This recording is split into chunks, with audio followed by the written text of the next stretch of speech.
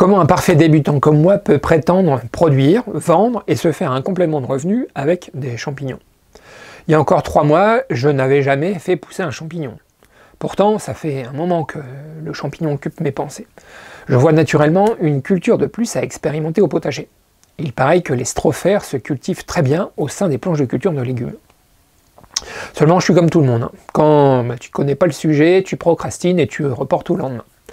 Heureusement, il y a les amis et la famille pour te mettre des coups de pied au cul. Et c'est avec beaucoup de plaisir que j'ai reçu le mien à Noël par ma belle famille. Ils m'ont offert mon premier kit de champignons à cultiver. Sur le coup, j'ai ressenti une petite pression. Imaginez, on vous offre quelque chose de vivant à cultiver dont vous ne connaissez rien. À ce moment-là, il y a comme un compte à rebours qui se déclenche.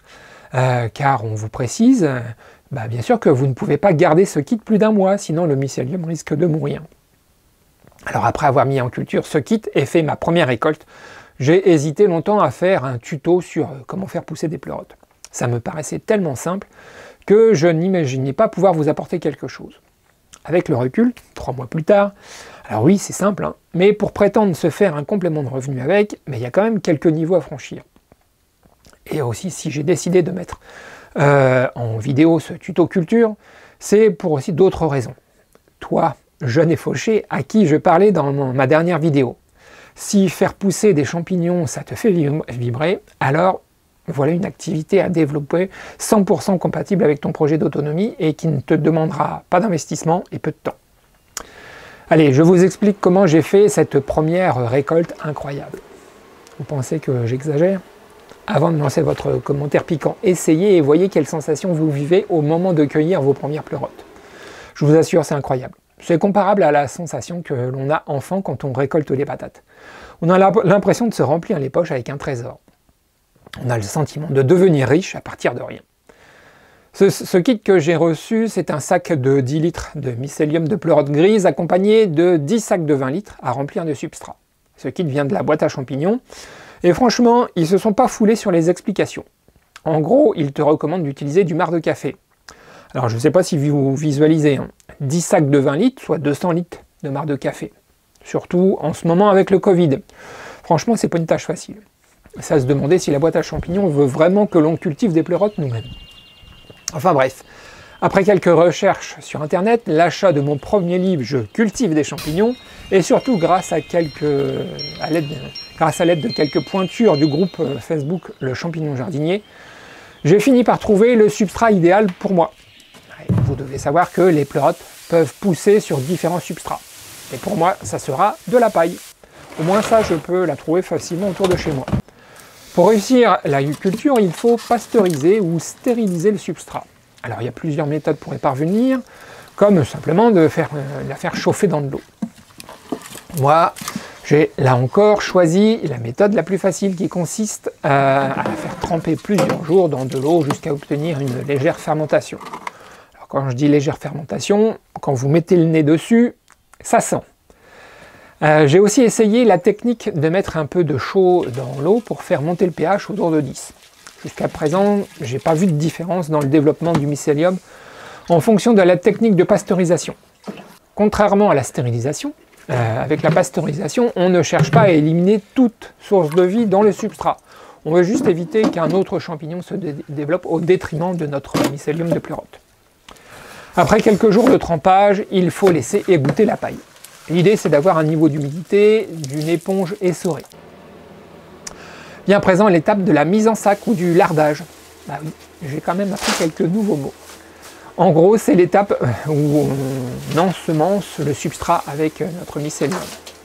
Lors de ma première culture, j'ai vraiment fait ça comme un cochon. J'ai rien pesé, et il faut quand même savoir que le kit de mycélium pèse autour de un peu plus de 3 kg. Et vous avez 10 sacs à ensemencer. Logiquement, il faudrait peser un peu plus de 300 grammes de mycélium pour larder un sac de 20 litres. Ce qui nous fait un prix de revient autour de 4 € le sac. Mais en discutant sur le groupe du champignon jardinier, j'ai appris que l'on pouvait larder un sac avec beaucoup moins. Et par exemple, diviser par 2 nos 300 grammes pour larder finalement non pas 10 sacs mais 20 et descendre à un prix de revient autour de 2 € le sac. Sachant que l'on peut récolter jusqu'à 2 kg de pleurotes sur un sac et que la pleurote se vend autour de 10 € le kilo, je dis bien autour, hein, parce qu'en ce moment c'est plutôt 15 €. On peut espérer qu'un sac rapporte 20 €. Alors attention, hein, pour l'instant on est encore dans la théorie. Pour en revenir à la culture, une fois que vous avez bien rempli vos sacs, c'est-à-dire en prenant soin de tasser la paille pour éviter de laisser des poches d'air, et que vous avez fermé soigneusement, vous pouvez les mettre à incuber dans une pièce autour de 20 degrés à l'obscurité. Il faut compter une vingtaine de jours pour que le substrat soit totalement colonisé. Vos sacs de paille doivent devenir tout blancs. Et à partir de là, vous pouvez voir les premières étoiles de champignons se développer. Alors je crois que le mot c'est plutôt cluster. Mais moi j'ai trouvé que ça ressemblait à des étoiles. Dès que vous les voyez apparaître, c'est qu'il est temps de mettre vos sacs à fructifier. Mais oui, les champignons, ça correspond aux fruits de la plante. Pour favoriser la fructification, il faut les changer d'ambiance et les mettre à la lumière, mais pas direct. Dans une pièce bien éclairée, plus fraîche et idéalement humide. Alors c'est pas toujours simple de réunir tous les paramètres. Si vous n'avez pas assez d'humidité, il faudra brumiser les petites grappes de pleurote qui se forment. C'est à ce moment qu'elles sont le plus fragiles et elles peuvent sécher très rapidement. Ah oui, j'ai oublié de vous dire. Pour mettre à fructifier vos sacs, il faut découper le plastique à l'endroit où vous voyez les petits clusters de pleurote se former. Pour commencer, faites 3 à 4 trous et surveillez le développement des jeunes pleurotes régulièrement.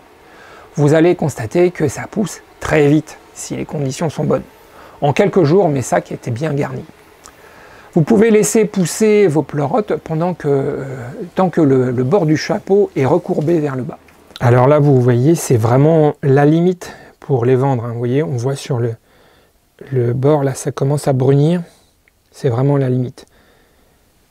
Mais celles-là, elles sont très bonnes à cuisiner. Hein. Ça va aller à la cuisine.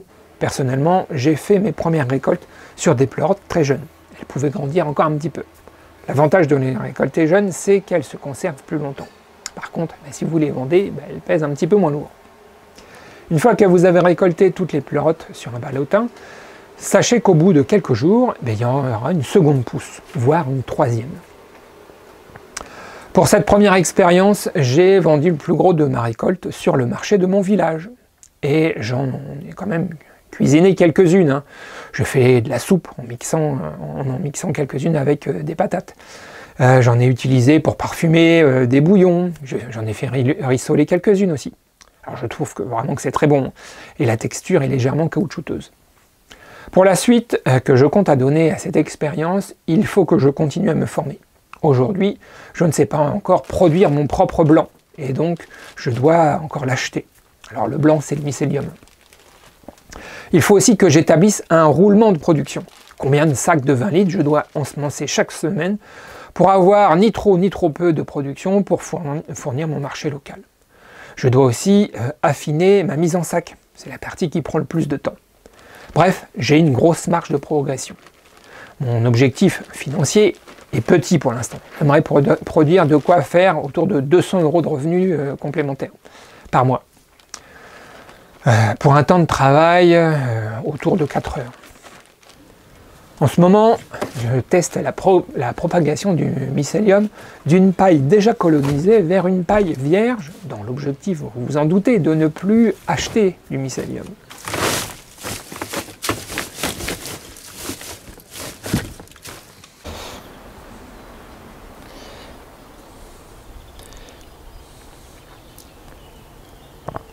Alors là, c'est un essai de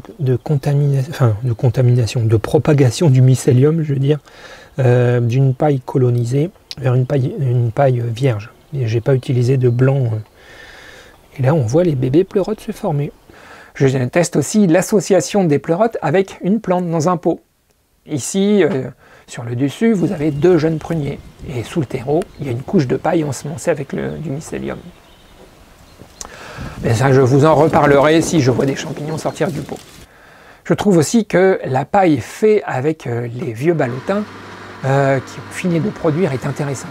ils forment, une fois passés au broyeur, une croûte plus dure en séchant. Et j'ai l'impression qu'ils préservent mieux l'humidité de la terre en dessous. C'est vraiment génial cette culture de champignons, car les déchets sont facilement recyclables au potager. Ouais, recyclable, ouais, mon œil. Et les plastiques, t'en fais quoi? C'est vrai, il me reste quand même l'histoire des sacs plastiques à résoudre. Alors une fois entaillés au cutter, les sacs ne sont pas réutilisables, il faut les jeter. Pour corriger le tir, je cherche en ce moment de grands seaux en plastique alimentaire. Pour ceux que ça intéresse, j'ai aussi créé un forum de discussion autour des champignons sur mon site. Si vous voulez échanger avec moi autour de ce sujet, rendez-vous sur le forum. À bientôt. Ça vous a plu ce tuto champi? Vous pouvez bien me lâcher un petit pouce. Puis si ça vous dit, rejoignez-moi sur le forum pour en discuter. Là, je rentre parce que ça commence à cailler.